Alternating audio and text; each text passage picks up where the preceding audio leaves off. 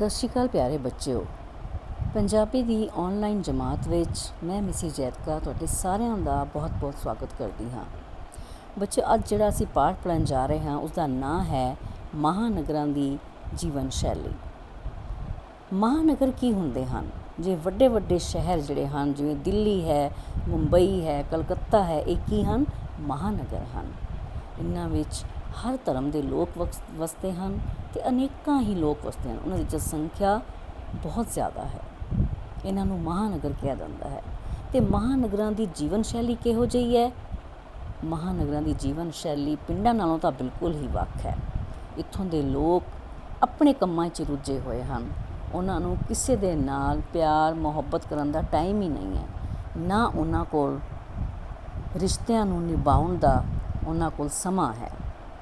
ਸੋ ਲੇਖਕ ਜਿਹੜਾ ਹੈ ਉਸਨੇ ਇਸ ਪਾਠ ਵਿੱਚ ਉਸਦਾ ਉਦੇਸ਼ ਕੀ ਹੈ? ਲੇਖਕ ਦਾ ਮਹਾਨਗਰਾਂ ਦੇ ਲੋਕਾਂ ਦੀ ਜੀਵਨ ਸ਼ੈਲੀ ਦਾ ਬਿਆਨ ਕਰਦੇ ਹੋਏ ਖਤਮ ਹੋ ਰਹੀ ਅਪਣੱਤ ਅਤੇ ਪਿਆਰ ਦੀ ਭਾਵਨਾ ਨੂੰ ਮੁੜ ਸੁਰਜੀਤ ਕਰਨ ਦਾ ਯਤਨ ਕਰਨਾ। ਕਿ ਜਿਹੜੇ ਮਹਾਨਗਰ ਦੇ ਲੋਕ ਨੇ ਉਹਨਾਂ ਦੀ ਜੀਵਨ ਸ਼ੈਲੀ ਨੂੰ ਫਿਰ ਤੋਂ ਉਸਦੇ ਵਿੱਚ ਪਿਆਰ ਭਰਨ ਦਾ ਯਤਨ ਕਰਨਾ, ਕੋਸ਼ਿਸ਼ ਕਰਨੀ। ਉੱਚੀਆਂ ਇਮਾਰਤਾਂ 'ਚ ਨਿੱਕੇ ਲੋਕ ਨੇ, ਰੰਗਾਂ ਭਰੇ ਸ਼ਹਿਰ ਵਿੱਚ ਫਿੱਕੇ ਲੋਕ ਨੇ। ਬੱਚਿਓ, ਇਸ ਪਾਠ ਨੂੰ ਮੈਂ 2 ਭਾਗਾਂ ਵਿੱਚ ਵੰਡਿਆ ਤਾਂ ਕਿ ਮੈਂ ਤੁਹਾਨੂੰ ਚੰਗੀ ਤਰ੍ਹਾਂ ਸਮਝਾ ਸਕਾਂ। ਅੱਜ ਮੈਂ ਪਹਿਲਾ ਭਾਗ ਤੁਹਾਨੂੰ ਸਮਝਾਵਾਂਗੀ ਅਤੇ ਅਗਲੀ ਵੀਡੀਓ ਵਿੱਚ ਅਸੀਂ ਦੂਜਾ ਭਾਗ ਕਰਾਂਗੇ। ਸੋ ਲੇਖਕ ਕੀ ਕਹਿ ਰਿਹਾ ਹੈ ਕਿ ਉੱਚੀਆਂ ਇਮਾਰਤਾਂ 'ਚ ਨਿੱਕੇ ਲੋਕ, ਨਿੱਕੇ ਦਾ ਮਤਲਬ ਇਹ ਨਹੀਂ ਕਿ ਛੋਟੇ ਕੱਦ ਦੇ ਲੋਕ ਨੇ। ਨਿੱਕੇ ਮਤਲਬ ਉਹਨਾਂ ਦੀ ਸੋਚ ਨਿੱਕੀ ਹੈ। ਉਹਨਾਂ ਦੇ ਮਨ ਵਿੱਚ ਕਿਸੇ ਦੇ ਪ੍ਰਤੀ ਪਿਆਰ ਅਪਣੱਤ ਦੀ ਭਾਵਨਾ ਨਹੀਂ ਹੈ। ਰੰਗਾਂ ਭਰੇ ਸ਼ਹਿਰ ਵਿੱਚ ਫਿੱਕੇ ਲੋਕ ਨੇ। ਫਿੱਕੇ ਲੋਕ ਮਤਲਬ ਉਹਨਾਂ ਵਿੱਚ ਕੋਈ ਵੀ ਕਿਸੇ ਲਈ ਕੋਈ ਵੀ ਪਿਆਰ ਦੀ ਭਾਵਨਾ ਨਹੀਂ ਹੈ। ਕਿਸੇ ਨੂੰ ਅਪਣਾਉਣ ਦੀ, ਕਿਸੇ ਦਾ ਹਾਲ ਚਾਲ ਪੁੱਛਣ ਦੀ, ਉਹ ਸਿਰਫ ਆਪਣੇ ਤੱਕ ਹੀ ਸੀਮਿਤ ਹੋ ਕੇ ਰਹਿ ਗਏ ਨੇ। ਆਪਣਾ ਇਹ ਸ਼ੇਅਰ ਸੁਣਾਉਂਦਿਆਂ ਬਾਊ ਲਾਲ ਅਕਸਰ ਹੀ ਉਦਾਸ ਹੋ ਜਾਂਦਾ। ਅਕਸਰ ਮਤਲਬ ਜ਼ਿਆਦਾਤਰ ਉਹ ਉਦਾਸ ਹੀ ਹੋ ਜਾਂਦਾ ਹੈ। ਅਤੇ ਇਸੇ ਸੰਦਰਭ ਵਿੱਚ ਮੈਨੂੰ ਵੀ ਇੱਕ ਪਾਕਿਸਤਾਨੀ ਸ਼ੇਅਰ ਯਾਦ ਆ ਗਿਆ। ਇਸੇ ਸੰਦਰਭ ਮਤਲਬ ਇਸੇ ਨੂੰ ਮੁੱਖ ਰੱਖਦੇ ਹੋਏ, ਇਸੇ ਸਮੱਸਿਆ ਨੂੰ ਲੈ ਕੇ ਮੇਰੇ ਮਨ ਵਿੱਚ ਵੀ ਇੱਕ ਸ਼ੇਅਰ ਆਇਆ। ਉਹ ਕਿਹੜਾ ਸ਼ੇਅਰ ਹੈ? ਜਿਉਂ ਕੋਠੇ ਉੱਚੇ ਹੁੰਦੇ ਜਾਂਦੇ ਨੇ, ਤਿਉਂ ਬੰਦੇ ਛੋਟੇ ਹੁੰਦੇ ਜਾਂਦੇ ਨੇ। ਕਹਿੰਦੇ ਜਿਉਂ ਕੋਠੇ ਉੱਚੇ ਹੋ ਰਹੇ ਨੇ, ਕੋਠੇ ਮਤਲਬ ਬਿਲਡਿੰਗਾਂ ਬਣ ਰਹੀਆਂ, ਇਮਾਰਤਾਂ ਬਣ ਰਹੀਆਂ, ਲੋਕ ਹੀ ਲੋਕ ਆ ਗਏ ਉੱਥੇ, ਲੇਕਿਨ ਉਹਨਾਂ ਲੋਕਾਂ ਵਿੱਚ ਕੋਈ ਅਪਣੱਤ ਦੀ ਭਾਵਨਾ ਨਹੀਂ ਹੈ। ਇਹ ਦੋਵੇਂ ਸ਼ੇਅਰ ਮਹਾਨਗਰ ਦੇ ਉਹਨਾਂ ਮਨੁੱਖਾਂ ਦੀ ਤਸਵੀਰ ਪੇਸ਼ ਕਰਦੇ ਨੇ ਜਿਨ੍ਹਾਂ ਵਿੱਚੋਂ ਮੁਹੱਬਤ ਬਿਲਕੁਲ ਹੀ ਮਨਫੀ ਹੋ ਗਈ ਹੈ। ਮੁਹੱਬਤ ਪਿਆਰ ਬਿਲਕੁਲ ਹੀ ਖਤਮ ਹੋ ਗਿਆ ਹੈ, ਮਨਫੀ ਹੋ ਗਿਆ ਹੈ।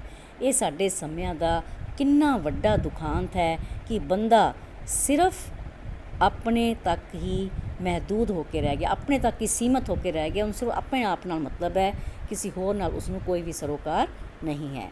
ਇਹ ਬਾਊ ਲਾਲ ਦੀ ਤਸਵੀਰ ਤੁਹਾਡੇ ਪੁਸਤਕ ਵਿੱਚ ਦਿਖਾਈ ਗਈ ਹੈ। ਸੋ ਬਾਊ ਲਾਲ ਜਿਹੜਾ ਹੈ ਉਹ ਪਿੰਡ ਤੋਂ ਸ਼ਹਿਰ ਵਿੱਚ ਆਇਆ ਹੈ ਅਤੇ ਸ਼ਹਿਰ ਆ ਕੇ ਉਹ ਆਪਣੇ ਜਿਹੜੇ ਵਿਚਾਰ ਨੇ ਉਹ ਦੱਸ ਰਿਹਾ ਹੈ। ਇੱਕ ਦੂਜੇ ਨਾਲ ਦੁੱਖ ਸੁੱਖ ਵੰਡਾਉਣ ਵਾਲੀ ਗੱਲ ਹਵਾ ਹੋ ਗਈ ਹੈ। ਇੱਕ ਦੂਜੇ ਨਾਲ ਦੁੱਖ ਸੁੱਖ ਵੰਡਾਉਣਾ, ਹਾਲ ਚਾਲ ਪੁੱਛਣਾ ਬਿਲਕੁਲ ਹੀ ਹਵਾ ਹੋ ਗਈ, ਖਤਮ ਹੋ ਗਈ ਹੈ।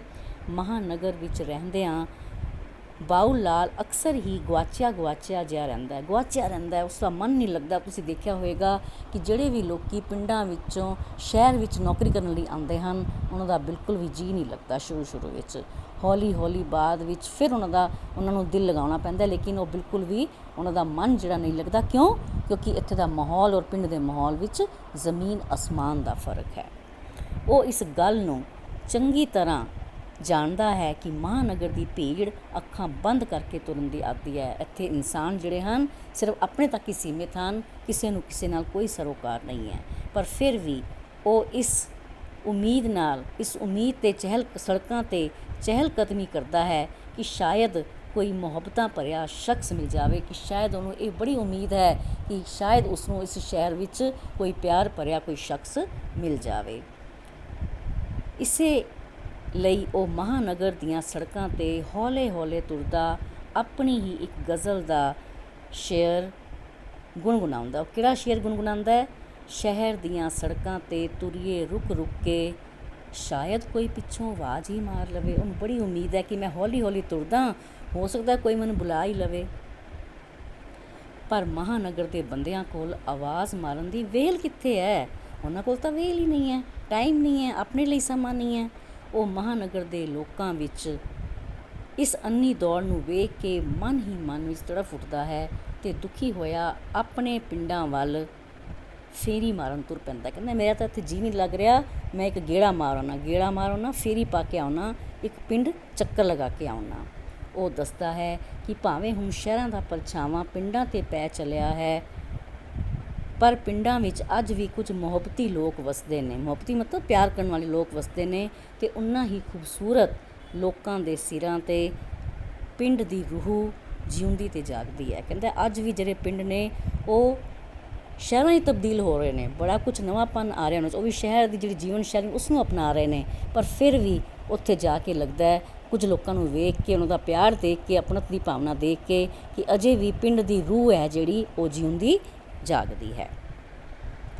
ਬਾਊ ਲਾਲ ਬੜਾ ਹੀ ਭਾਵੁਕ ਹੋ ਕੇ ਦੱਸਦਾ ਹੈ ਕਿ ਉਸ ਦੇ ਪਿੰਡ ਦਾ 90 ਸਾਲਾਂ ਨੂੰ ਟੁੱਕਿਆ ਮਤਲਬ 90 ਸਾਲਾਂ ਦਾ ਬਾਬਾ ਬਖਤੌਰ ਹੈ, ਉਹਨਾਂ ਦਾ ਬਜ਼ੁਰਗ ਹੈ ਪਿੰਡ ਵਿੱਚ ਬਾਬਾ ਬਖਤੌਰਾ, ਜਦੋਂ ਅੱਜ ਵੀ ਵਾਰਸ ਦੀ ਹੀਰ ਗਾਉਂਦਾ ਹੈ ਅਤੇ ਉਸ ਘੜੀ ਉਸ ਨੂੰ, ਇਹ ਦੇਖੋ ਇਹ ਬਾਬਾ ਬਖਤੌਰਾ ਦੀ ਤਸਵੀਰ ਹੈ ਜਿਹੜਾ ਬਾਬਾ ਬਾਊ ਲਾਲ ਨੂੰ ਆਪਣੇ ਵਾਰਸ ਦੀ ਹੀਰ ਸੁਣਾ ਰਿਹਾ ਹੈ। ਇਸ ਤਸਵੀਰ ਵਿੱਚ ਦੱਸਿਆ ਗਿਆ ਹੈ।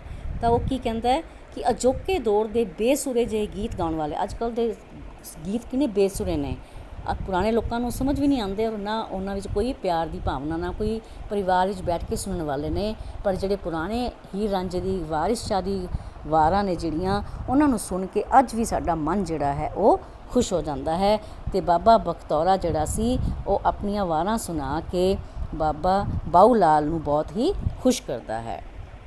ਵਿਊ ਵਰਗੇ ਲੱਗਦੇ ਜਿਹੜੇ ਅੱਜ ਕੱਲ੍ਹ ਦੇ ਗਾਉਣ ਵਾਲੇ ਉਸ ਨੂੰ ਚੰਗੇ ਨਹੀਂ ਲੱਗਦੇ, ਅੱਜ ਕੱਲ੍ਹ ਦੇ ਗੀਤ ਬਿਲਕੁਲ ਪਸੰਦ ਨਹੀਂ ਹੈ।